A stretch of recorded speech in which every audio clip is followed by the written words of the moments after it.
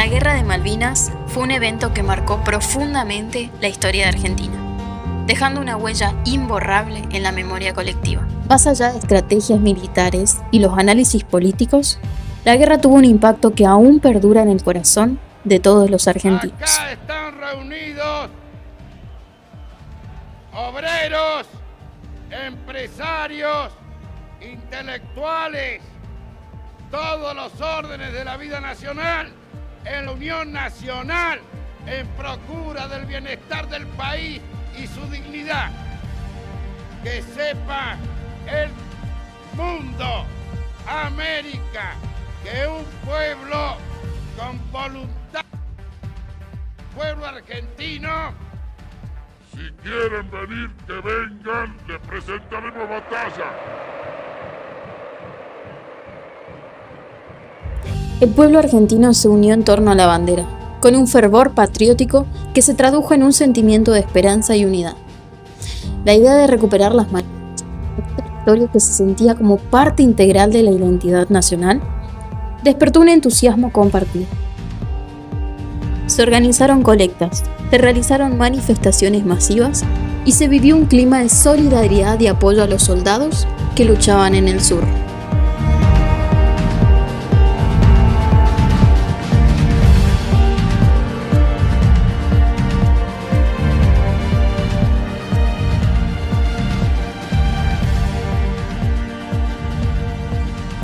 La dictadura militar había implementado una política de terror y represión antes de la guerra, con miles de personas desaparecidas y torturadas.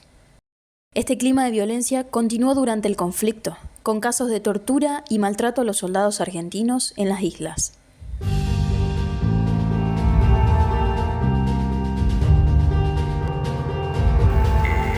Argentina, en representación de Latinoamérica, no va a levantar bandera blanca.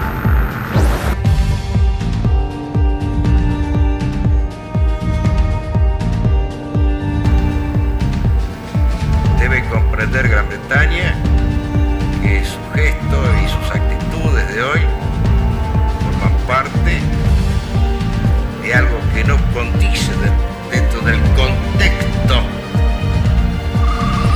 de la evolución política del siglo que estamos viviendo. Sin embargo, si Gran Bretaña insiste en sus actitudes armadas, en principio la Argentina y el mundo sepa, lo vamos a mantener 5 o 6 meses o 5 o 6 años, así como en este momento. Al volver de Malvinas, los soldados fueron obligados a firmar un compromiso de silencio sobre lo que habían vivido en las islas. Se les entregó una cartilla de recomendaciones para evitar que divulgaran información sobre la guerra. Usted ha sido convocado por la patria para defender su soberanía y oponerse a intenciones colonistas y de opresión. Ahora, la patria le requiere otro esfuerzo. De ahora en más, usted deberá no proporcionar información sobre su movilización, no ser imprudente en sus juicios y apreciaciones, no dejarse llevar por rumores. Todos debemos perpetuar la forma heroica como nuestros soldados dieron su vida por la soberanía nacional. Pero en medio de este torbellino de emociones, con gusto a patriotismo y pérdida, las mujeres argentinas, silenciosas heroínas, jugaron un papel fundamental que pocos reconocen. Mientras los hombres combatían en las trincheras, algunas mujeres permanecían en casa, con el corazón en la garganta, aferradas a la esperanza de un regreso victorioso. Otras, en cambio, se hallaban en los hospitales de campaña, bajo la amenaza constante de bombardeos. Las enfermeras se convertían en ángeles de la guarda, aliviando el dolor y brindando consuelo con manos temblorosas, pero llenas de compasión. En las bases militares, las mujeres trabajaban incansablemente, organizando la logística, preparando alimentos y manteniendo el funcionamiento de las operaciones. Eran un engranaje vital en la maquinaria de guerra, pero su labor era invisible, silenciosa. Por eso, a 42 años de este conflicto, desde la voz de veteranos y de algunas mujeres, conoceremos sobre los ecos de valor de estas heroínas en la Guerra de Malvinas. Soy José Luis Ameri, este servicio del grupo de artillería Atletas sobre Corrientes. Yo hice el servicio militar por una ley obligatoria. Nos fuimos citados, nos fuimos preparados para ir allí. Bueno, mi nombre es Carlos Muelas. Participé en el conflicto bélico de Malvinas en el año 82, cuando estaba cumpliendo con el servicio militar. El 70% de los argentinos que fueron a las islas tenían menos de 25 años y casi el 40% era aún más joven, puesto que no superaban los 20 años. Argentina no es un país de guerra, de conflicto. Fuimos para recuperar Malvinas porque se cumplían los 149 años, para que después los gobiernos que vienen tengan el derecho de poder negociar. El 3 de enero de 1833, Gran Bretaña ocupó ilegalmente nuestras Islas Malvinas, desalojando a la población y autoridades argentinas legítimamente establecidas y reemplazándolas por súbditos británicos. La sorpresiva ida a Malvinas ocasionó que muchos de los jóvenes no llegaran a comunicarse con sus familiares antes de su partida. Algunos, por otro lado, lograron despedirse de sus padres en un breve escrito o unas cuantas palabras.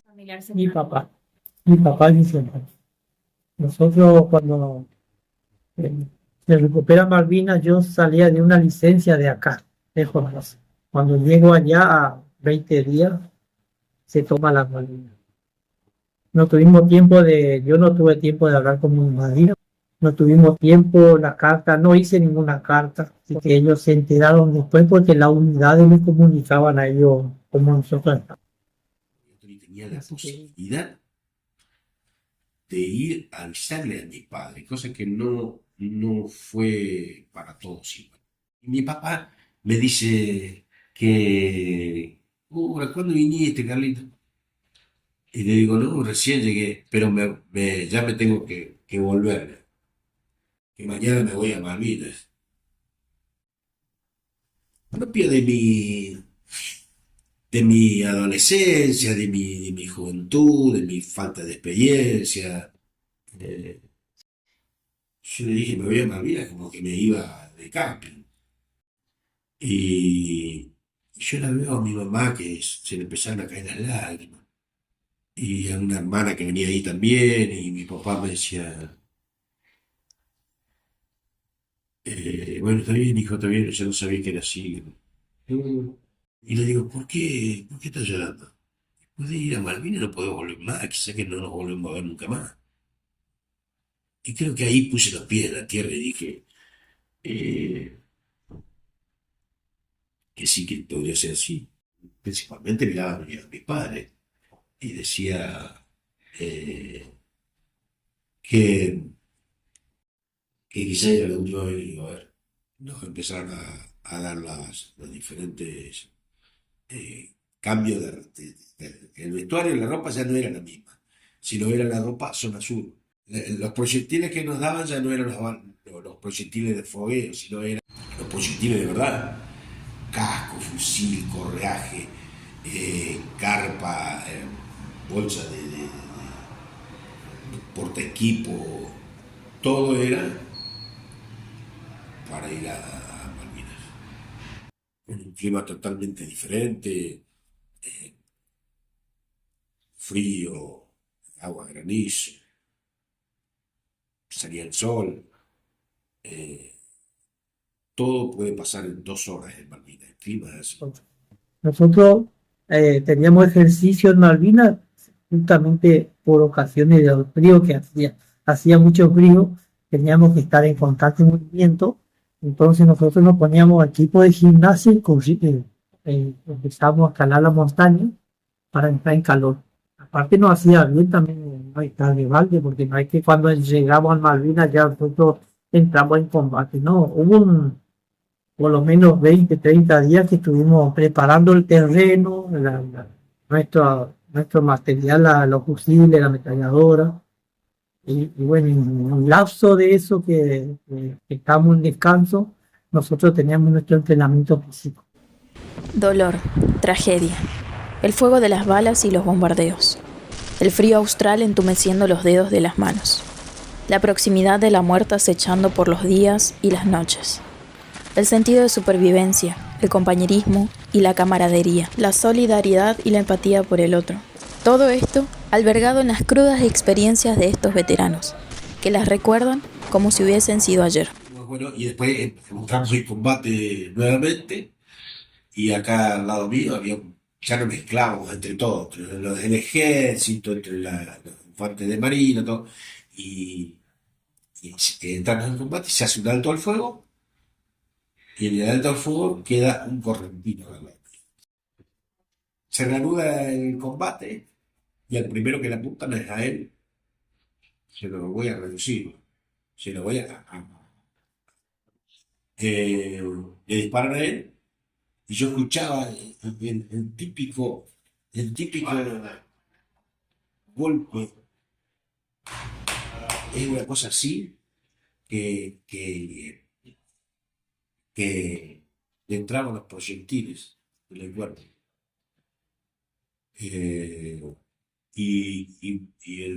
Entonces el que me daba cuenta que había muerto, o que moría. Y lo miro así y veo que la cabeza no podía sujetar la cabeza así. Y se empieza a escuchar el griterío de nuestro jefe y nuestros compañeros, todo. Replegarse, ir para atrás. Ir para el lado por todo tiempo. Y yo estaba con él ahí, con este argentino que se estaba clínico. Y me decía, buena, replegarse. Y bueno, y lo tenía que dejar, porque si no me iban a matar a mí. Y tenía la orden de proceder, de pegarme. Bueno, pasó que cuando me voy, eh, me miró así, de costado así, y me dijo, toma, no me dejes, no me dejes. Me hago muy poco. Y pasaron 42 años. Por eso cuando nos faltan el respeto diciendo cualquiera de estos que estuvo acá en el continente y dice, somos veteranos de guerra, no tengo ni idea de lo que es ser veterano de guerra. Las secuelas que te quedan, las secuelas que nos quedan. Y digo, y estos estúpidos dicen que tuvieron la guerra. No tuve vergüenza. Ahí veo lo horrible que es cuando bajan tu pabellón, la bandera nacional, y suben la bandera, porque era una escuela. Entonces suben la bandera inglesa. Muchas mujeres dedicadas a la rama de salud formaron parte de la Guerra de Malvinas. Desde un rol activo como enfermeras, no solo brindaron atención médica, sino contención emocional y psicológica a los combatientes. Las enfermeras, muchas tenían entre 21 y 25 años de edad, motivadas por su vocación y el servicio al prójimo, no solo asistieron a los heridos durante el conflicto bélico en terapia intensiva, quirófanos, terapia general, sala de quemados y radiología, sino también en las trincheras, lavando y vendando heridas. Cuando el tiempo lo permitía, viajaban en helicópteros sanitarios o alcanzaban a los soldados con pesqueros y con las redes los subían a las camillas a bordo. Fundamentalmente la mujer tuvo un rol como enfermeras. Y las enfermeras no están, no estuvieron, y si estuvieron, no estuvieron en el lugar, en el hospital donde estaba ahí el Puerto Argentino. Pero la mayoría estaban en los buques, como en el buque Bahía del Paraíso, que se transformó en un buque hospital, o en el rompehielo Almirante Irizar, que también se transformó en un buque hospital, y ahí sí tenían una tarea horrible, porque ellas eran las que tenían que recibir a los heridos, a los que les faltaba una pierna, al que les faltaba un brazo, al que no aguantaba el dolor y no tenían que tratar de calmarlos de alguna manera. Y era la que ni siquiera los médicos tenían que que cumplir ese rol, porque el médico pasa y te dice, sí, qué sé yo, suponga, perdió la pierna y, y dice el médico le dice, sí, limpiarle toda la parte de esa que te vamos a suturar, ponerle un calmante, ponerle esto, pero la que aguanta el grito herido, de quien está herido, la que aguanta es la enfermera. Todo lo aguanta la enfermera. La enfermera, después cuando está calmado el herido, o sea, quien tiene que atender, cuando está calmado, ya está, porque le pusieron calmante que tengo otro, aparece el médico, y el médico, claro, sutura, perfecto. Pero quien hizo todo el trabajo, por decirlo de alguna manera, el trabajo sucio, ¿quién lo hizo? La enfermera.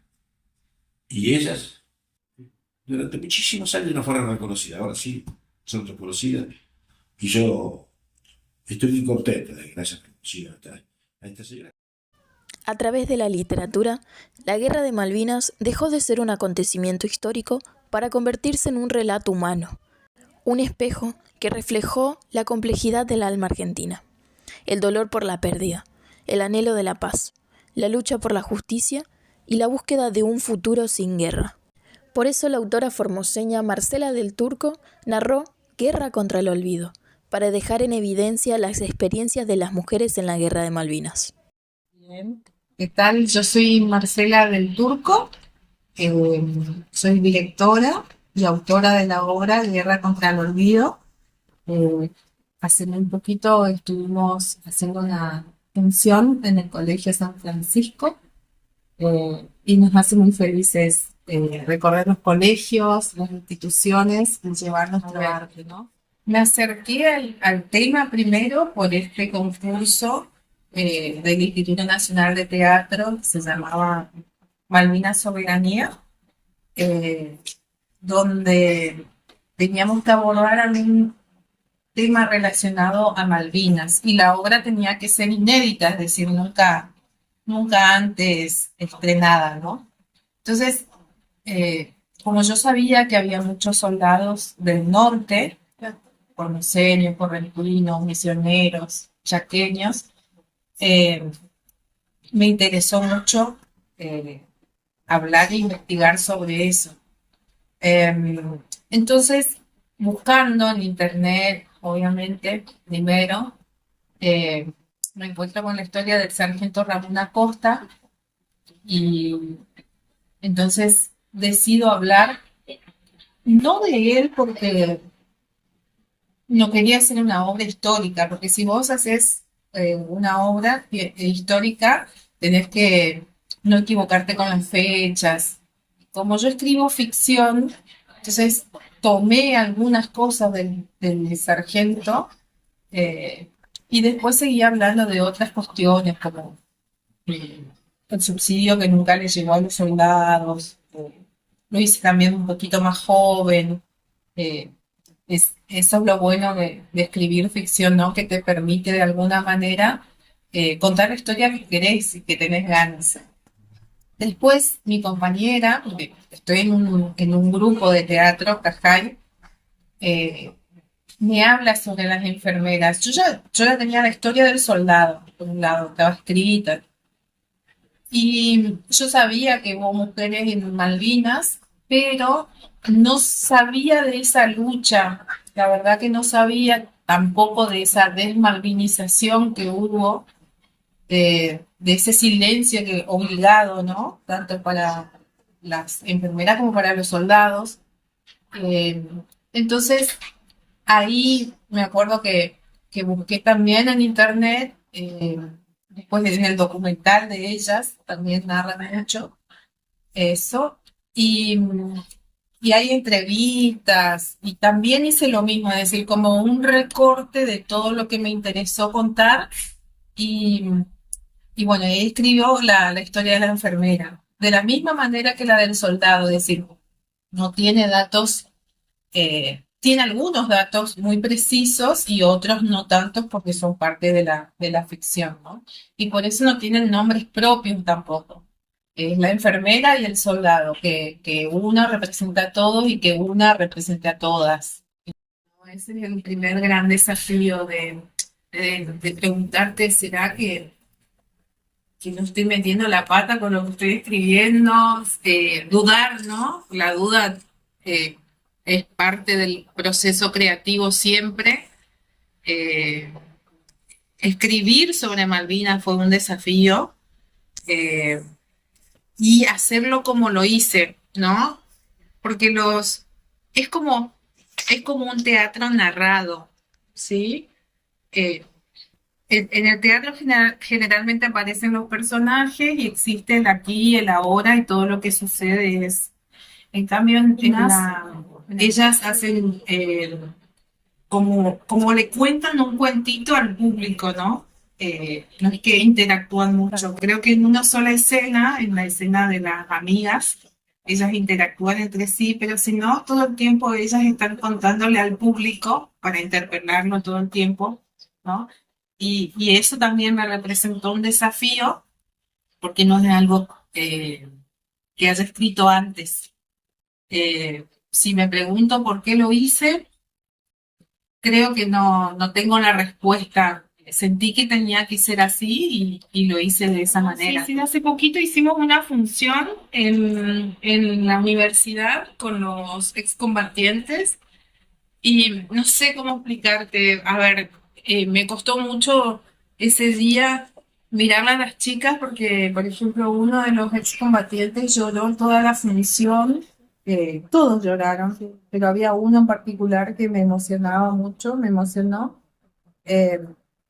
Y nos agradecieron un montón. Por ejemplo, estaba la hermana del sargento Ramón Acosta en esa función y que también nos agradecían el hecho, ella, por ejemplo, mencionó el hecho de que era la primera vez que escuchaba que hablaban de las familias y de las mujeres, ¿no? De las mujeres que se quedaron sin sus hijos.